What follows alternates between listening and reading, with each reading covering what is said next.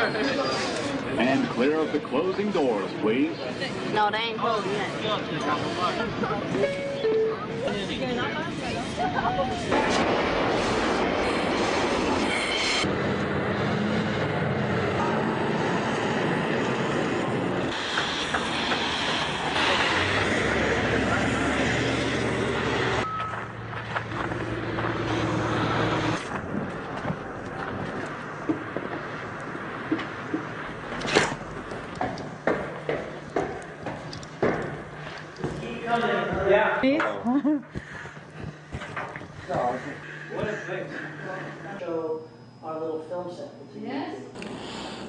I think schools, as we've allowed them to become institutional, are the major stabilizing force in countries like yours and mine, in which they are a prominent part of daily life. They're a major stabilizing force, but we have to question whether some of the aspects of our societies are worth stabilizing.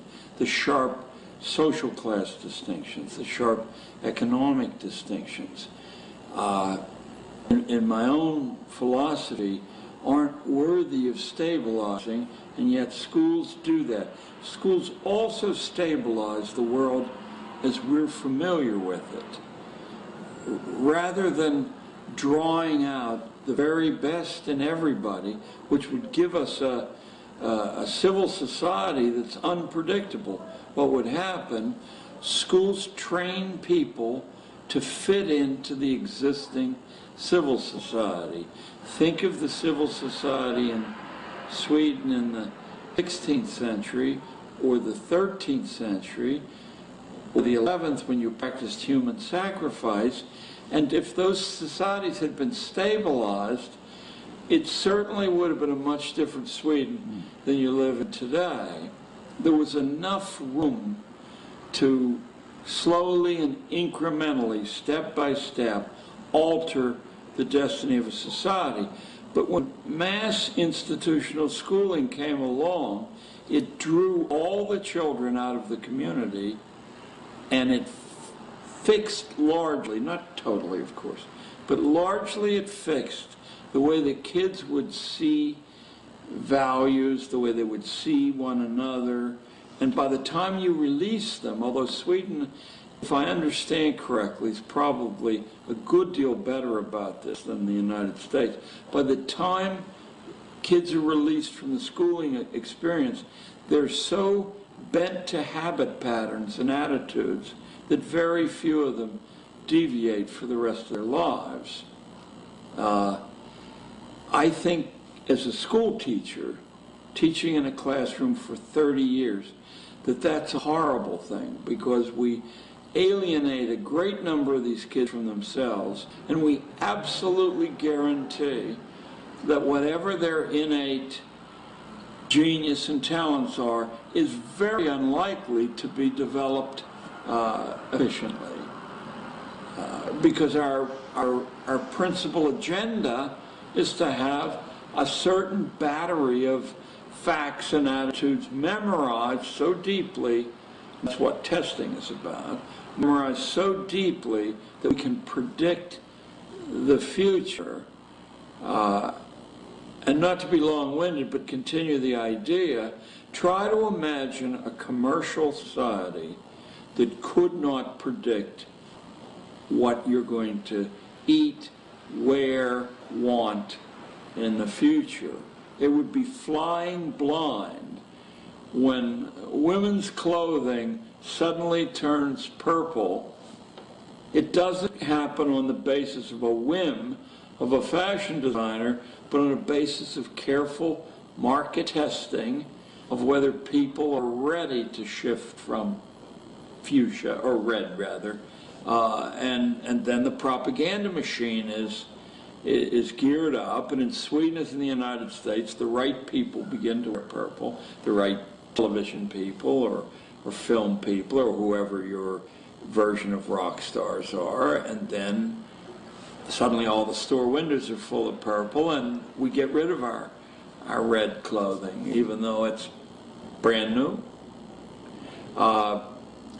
Schools create an attitude that I'm sure is perceived by everybody, but what isn't perceived, I think, as universally is it's a negative attitude that's absolutely essential for a commercial community to flourish in, and that is an attitude of low-level dissatisfaction, so that nothing you acquire, an automobile, a suit, a dress, nothing you acquire satisfies for very long. You discard it or put it in the back of the closet long before its use is over. And in fact, if you have machinery that runs around the clock and is only efficient if it can be run on multiple shifts, you have to have a population that's easily bored, that does not reflect or contemplate, that doesn't discipline themselves about their appetites.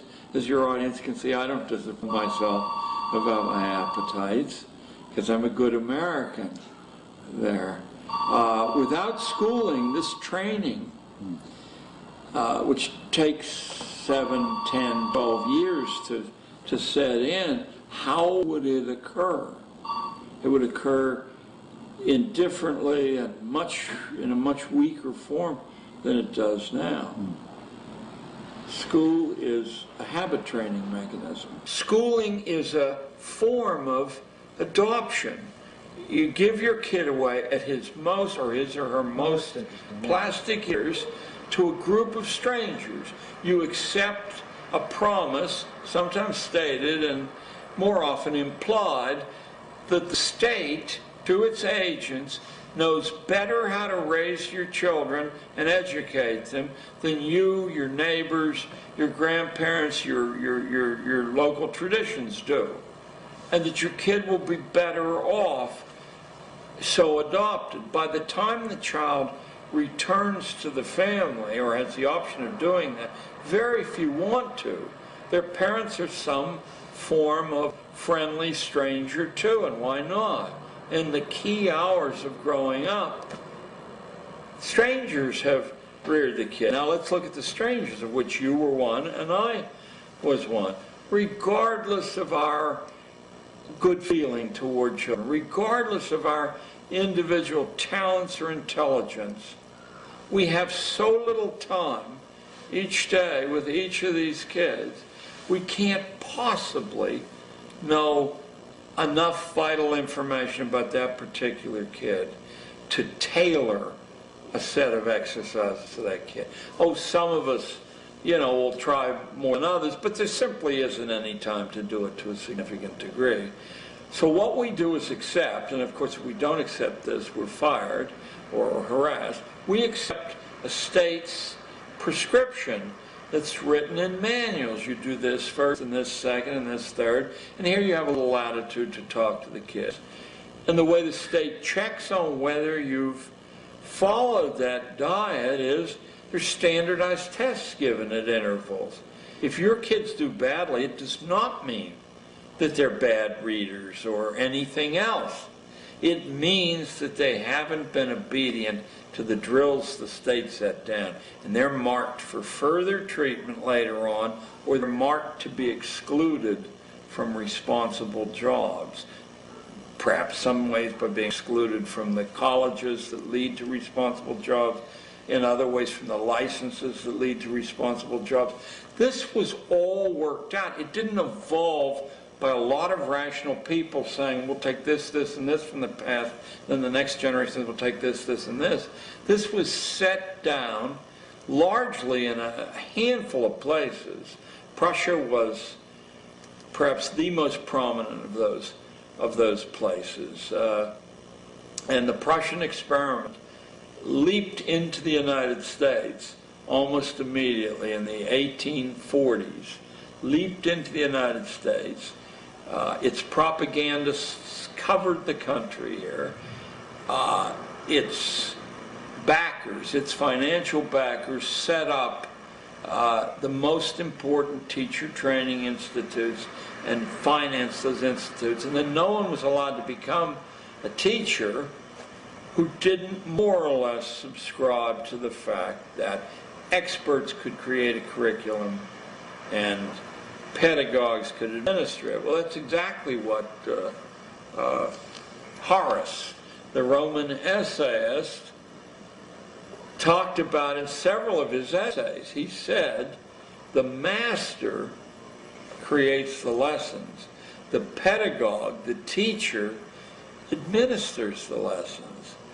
But if you find the teacher creating the lessons or deviating from the direction those lessons are headed in, you get rid of the pedagogue. But the people who gave us schooling weren't these wealthy people. They were utopian thinkers who believed the family and tradition were the greatest obstacles to making a perfect society, a utopia. And every utopia that survived invents schooling long before we had universal force schooling. There were always little neighborhood schools, and they all invent universal schooling of a homogeneous variety in order to reach utopia. Now let's shift to the basis of your question, which is Rockefeller and Carnegie and J.P. Morgan.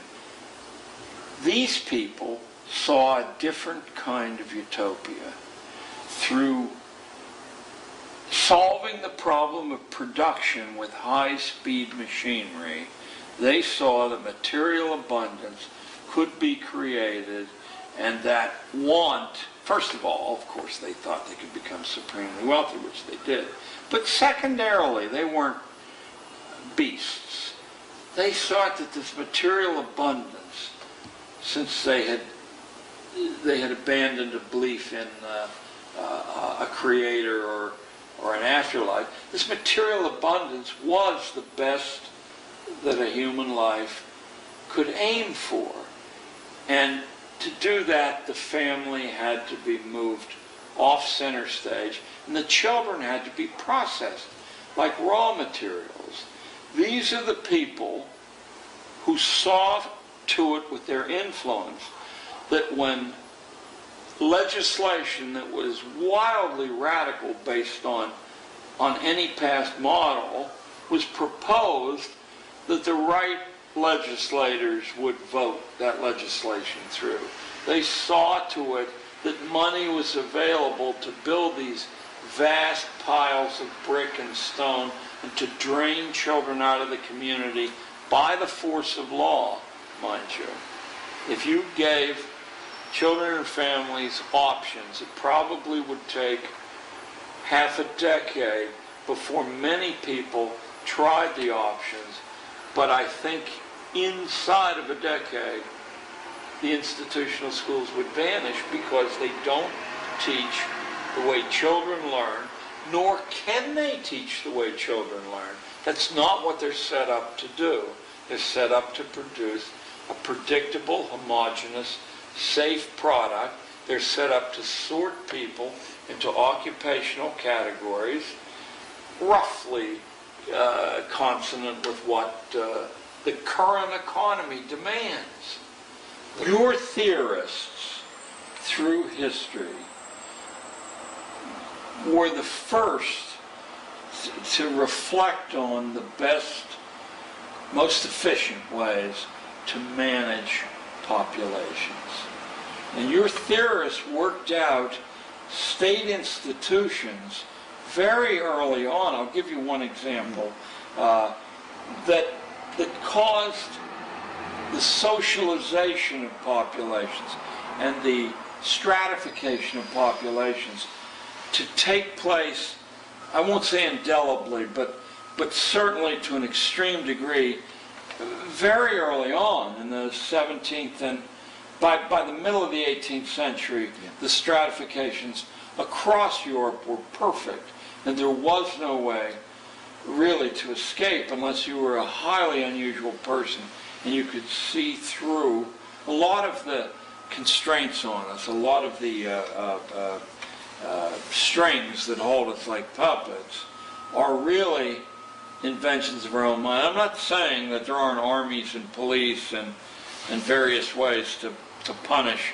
deviants, but there isn't any way to punish a large number of deviants. There isn't any way to do that. It's too expensive to even try to do it unless you can colonize the minds of children growing up so they become their own police. And they will report other children who are deviating. It's so efficient, it's so cost effective. And Europe worked this out very, very early. Let me give you one example, since most of you are Lutheran. And that's fine, that's fine. The Lutheran religion is one of the Episcopal religions, like the British state religion of Anglicanism. Lutheranism is another way to make the head of the political state God's agent on earth. Now notice what the significance of that is. If the head of the political state is God's representative on earth, then all the priests or ministers or bishops are duty-bound to report deviation from the state policy right through the ranks of the church to the highest ranks, and those high ranks report to the head of the political state. In Luther's Germany, there were well over 100 separate principalities. It was a madhouse. Probably was one of the finest times in human history, because you could walk across the street or the river and they were doing it a different way. Yeah, I know I'm simplifying this, but when I get to what Luther did to revolutionize and set the stage for the unification of all these 100 or 150 Germanys, I think you'll see where I'm going. Luther approached key princes, and he said, since he was a rebel against the Catholic Church and had been a Catholic priest, he said the key to the Catholic Church's penetration of the minds and lives of families all over Europe and the Russias is this, that the parish priest has the ability to use some of the church funds for charity, so that if these families aren't going to have a Christmas dinner, it's supplied by the church. And if this bright little kid should get training in watchmaking and he can't afford an apprenticeship, then the parish priest living close to his congregation can do this. He said, what you need to do is appropriate all the social services that the Catholic Church is now delivering through local priests, and to vest these in the political state, so that welfare still exists and schooling still exists, etc., etc. But you now supplicate the political state rather than, he said, that will destroy the powerful hold of the church. And that was, in fact, done in Prussia, in Hanover, in Saxony. It spread through the German states, and the idea spread through Scandinavia. Not that the Scandinavians didn't have their own spins on this, but the idea that the state was the proper father. Even the term fatherland, I don't know if it exists in Swedish, but it's motherland over here, but it's fatherland there. Yeah. So the state is the father.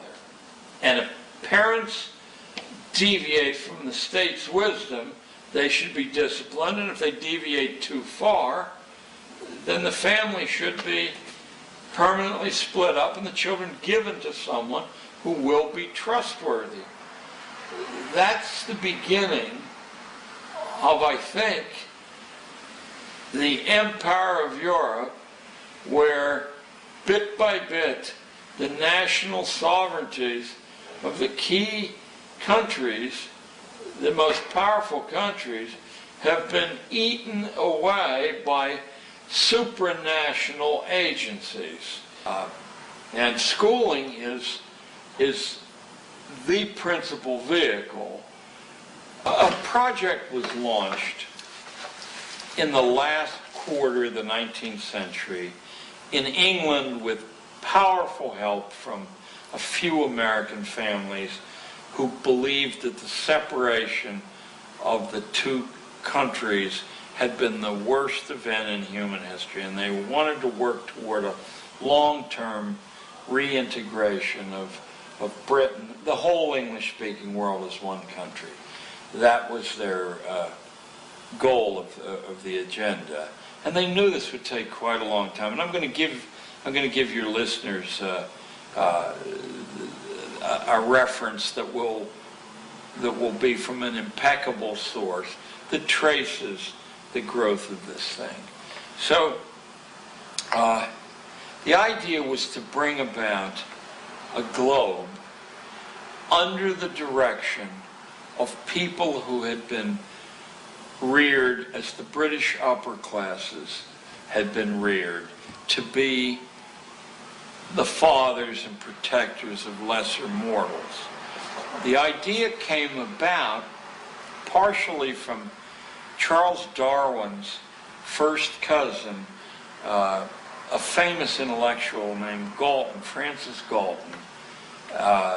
And the idea would be that the attitudes, the values that had been forged by the British upper classes, and the kind of society that they had tempered and designed, could become the clothing for the entire globe. And it would take time. I mean, one of the big things would be a common currency and a common language, but they knew that would be a long way off.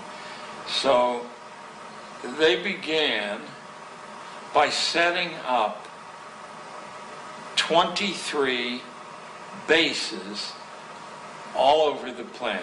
All those bases are still in business. The one in the United States is right up on 66th Street. It's called the Council on Foreign Relations. And they have different names in different places. But the idea was to draw into that club the best, the brightest, and the most influential people from the entire country, from all races and all walks of life, and to use those people as the resonator of the idea of globalization. And at some generation, not impossibly far in the future, everyone would live pretty much the same, think pretty much the same, eat pretty much the same. There would be colorful differences between Swedes and Americans, and you'd save those for folk festivals once a year, or from international food festivals. But essentially, you could predict people, whether they were Swedes, Italians, Americans, Nigerians. You could predict them because they all would have been processed the same way. The vehicle, not the sole vehicle, because all vehicles, including mass media, were to be brought into this effort, but the principal vehicle was forced schooling. Forced because you didn't want to leave an option open for most kids. The entire account of this is set down in a wonderfully scholarly book that has 12 or 13 or even 1,400 pages, written by the personal tutor of President Bill Clinton, William Jefferson Clinton, at Georgetown University. Was a history professor, a professor of international government named Quigley. The first name, Roland? Oh, he's not there. I think his name's Carol Quigley. Well, the book's available Yeah. to get. Quigley was a historian's historian, and his reputation to this day is of the very highest. And but he's, I know the only people who ever hear of him are professional historians there. Quigley wrote a book called Tragedy and Hope, A History of the World in Our Time. If you get a copy of this book, you're in the hands of a scholar, and you've got 1,300 pages ahead of you of small print, dense pages, but I guarantee you will never be the same when you emerge on the other side. So rather than think of this as a way to oppress the poor, think of it this way. Once Charles Darwin wrote his second famous book, not Origin of Species, but The Descent of Man, which was published in England a little bit before this and in the United States in 1871, Darwin refined his theory of evolution. I hope you all know that Darwin was not an academic professor. What Darwin thought got circulated in drawing rooms all over the world before any academics heard of this. And Darwin's second famous book, Descent of Man, introduced into the community of the powerful in Europe and the United States as profound an idea as I've ever been able to track in human history. It was simply this: not everyone is evolving. A very small fraction of the human race is evolving. Everybody else is an evolutionary dead end. He particularly fingered the Irish, but you know, he spread around is an evolutionary dead end.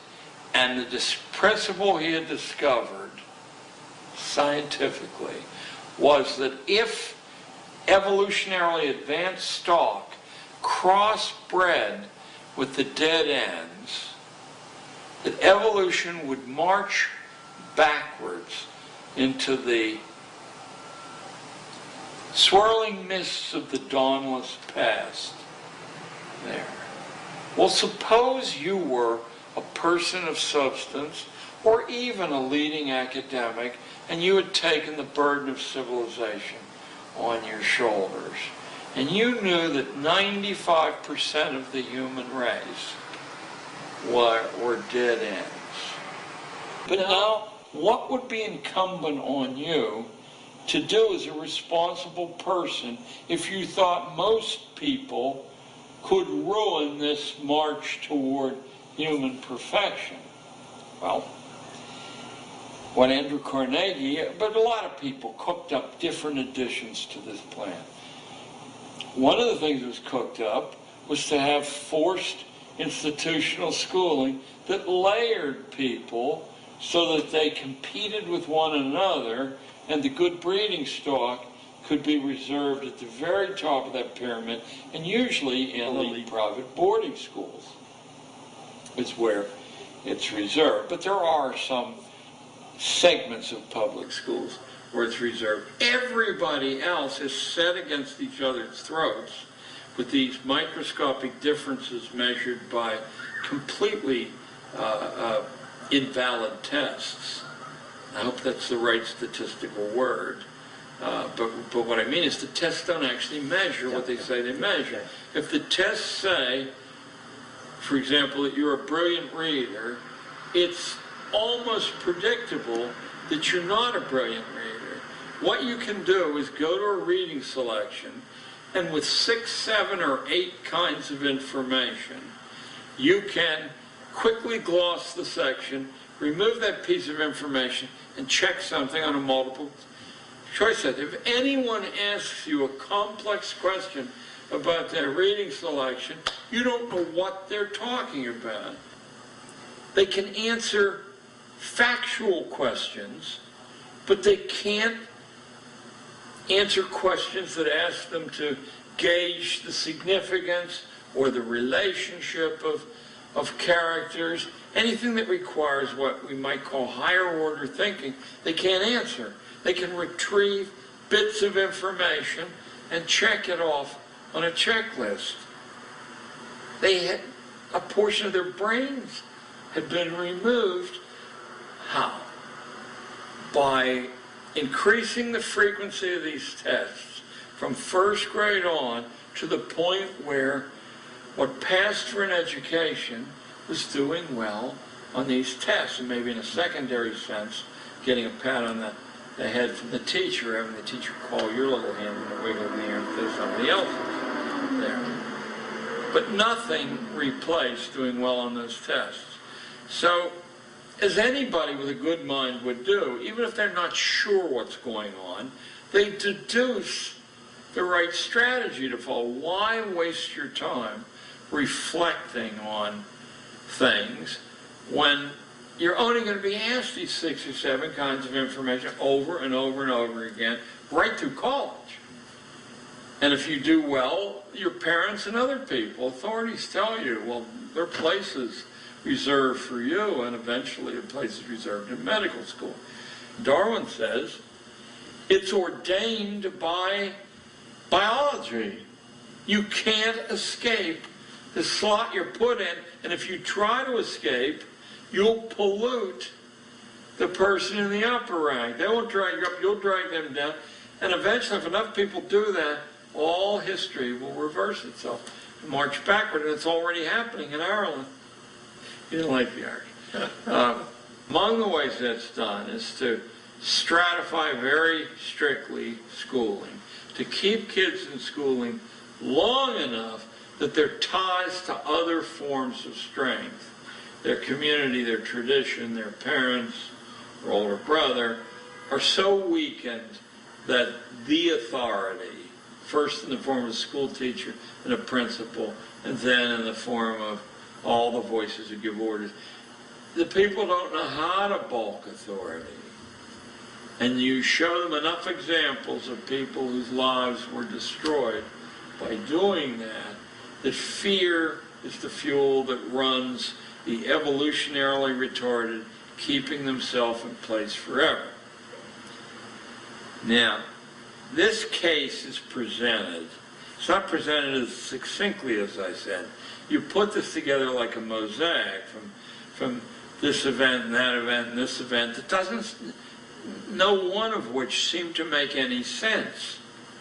It's when they're all together and seen as a way to order the management of the human race and make it predictable, then you see that it's a tool of management theory, that some people learn to do higher order numbers and higher order literacies is necessary. Those people will be, if they're behaving themselves, they'll be vested with transmitting this to the next generation. But that most of us must be kept